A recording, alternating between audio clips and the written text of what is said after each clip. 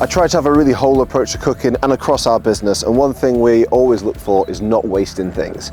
So what I love about the new Kasai Grill is all these panels are totally interchangeable, but not only that, they're made out of vermiculite, which is totally compostable as well. So everything here is biodegradable. So when your barbecue starts looking a little bit tired and old, it doesn't really matter because you can replace it and have effectively a whole new barbecue. And it's really easy. You just pop the bottom sheet out and then you want to lift the sides out. And there you go. That's how quick and easy it is to break down a Kasai. And then this is just so light. So then if I want to start with a new grill, you start with the side panels and then the other side.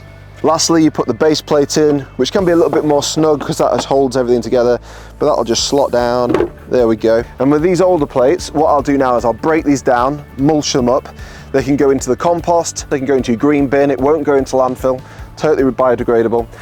Or what I'll probably do at this time of year is crumble it up and put it over our little seedlings. So when they grow through, the weeds won't be able to compete with them, but also it will retain moisture and stop them from drying out. And that's all there. Brand new Kasai Conroe ready to go.